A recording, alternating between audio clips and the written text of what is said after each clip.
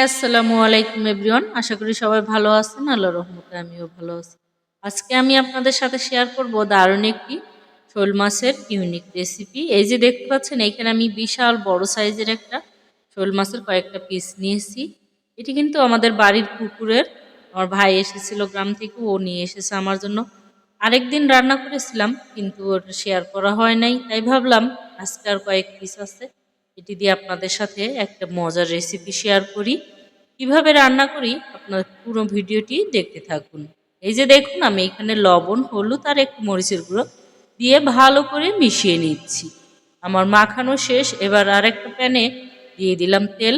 এখন আমি এটাকে একটু ভেজে নিব। বেশি কড়া ভাজা ভাজবো না, হালকাভাবে ভেজে নিব। আমি সম্পূর্ণ পিসগুলি একে একে দিয়ে দিচ্ছি। এই যে দেখুন, আমি কিন্তু সম্পূর্ণ মাছ দিয়ে দিলাম। এখন আমি এটাকে একটু ভেজে নিচ্ছি। এই যে দেখুন, ওই পিঠ হয়ে গিয়েছে, এখন উল্টিয়ে দিলাম। আমি কিন্তু আগেই বলেছি বেশি ভাজবো না, আমি অল্প ভেজে নিব, কারণ এটা পরবর্তীতে আবার রান্না করা হবে। আর বেশি ভাজলে মাছের টেস্ট নষ্ট হয়ে যায়, বোঝা যায় না আমি কি মাছ খাচ্ছি। সব মাছ কিন্তু সেম মনে হয়, তাই হালকাভাবে ভেজে রান্না করলেই মজা হয়। আমার ভাজা শেষ। এই যে দেখুন, আমি এখন তুলে নিচ্ছি, সবগুলো একে একে তুলে নিচ্ছি। আমার কিন্তু আজকের রেসিপিটা একটু অন্যরকম। আপনারা পুরো ভিডিওটি দেখুন, আমি কিভাবে এই অন্যরকম রান্নাটা আপনাদের সাথে শেয়ার করি। এই যে দেখুন, আমি এখন এইখানে 4-5টা আলু 4 পিস করে কেটে নিয়েছি। এগুলিকেও আমি একটু লবণ হলুদ দিয়ে ভালো করে ভেজে নিব, কারণ সবসময় আমি এমনি রান্না করে থাকি, তাই ভাবলাম আজকে আপনাদের সাথে একটা মজা করে রান্না করার রেসিপি শেয়ার করি। আমি এখন আলুগুলোকে একটু ভেজে নিব। এই যে প্রায় ভাজা শেষ। দেখুন, এক পিঠ কিন্তু হয়ে গিয়েছে ভাজা, আর এক পিঠ আর একটু নেড়েচেড়ে, এই যে পুরো ভাজা হয়ে গিয়েছে। আমি আর একটা প্যানে এবার তেল দিয়ে দিচ্ছি। এখন আমি এখানে দিয়ে দিচ্ছি জিরা ফোড়ন। এই যে তেলে আমি জিরা ফোড়ন দিয়েছি, জিরাটা একটু ভাজা হয়ে গেছে, তার মধ্যে দিয়ে দিলাম পেঁয়াজ কুচি। পেঁয়াজটাকে এবার একটু লাল লাল করে ভেজে নিচ্ছি। আপনারা কে কোথা থেকে আমার এই ভিডিওটি দেখছেন অবশ্যই কমেন্ট করে জানাবেন। ভিডিওটি ভালো লাগলে লাইক শেয়ার দিয়ে আমার পাশে থাকবেন। ইউটিউব থেকে দেখলে সাবস্ক্রাইব করবেন এবং পেজ থেকে দেখলে ফলো দিয়ে আমার সাথে থাকবেন, যাতে পরবর্তীতে এমন মজার মজার খাবারের নোটিফিকেশন আপনাদের মোবাইলে প্রথমে আসে।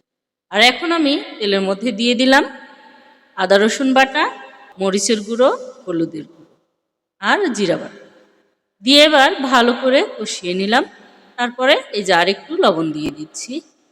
আমি এখন দিয়ে দিচ্ছি 2টো এলাচ তেতো করে, 2টো লবঙ্গ, 2 টুকরা দারচিনি আর 2টা টমেটো ছোট ছোট করে কেটে নিয়েছি।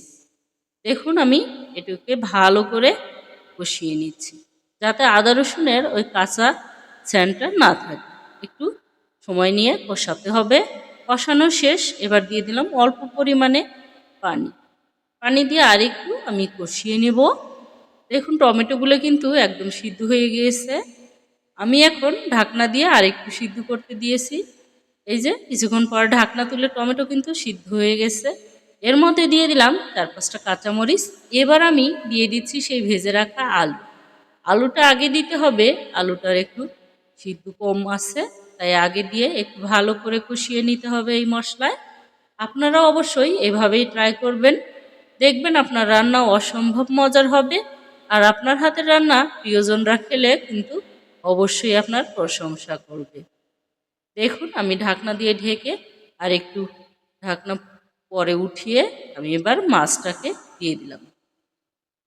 মাছটা কিন্তু একটু কষিয়ে নিতে হবে, কারণ এই মাছটা আগেই বলেছিলাম ভাজা একটু কম আছে, তাই এখন আমি একটু সময় নিয়ে ঢাকনা দিয়ে দিয়ে কষিয়ে নিলাম।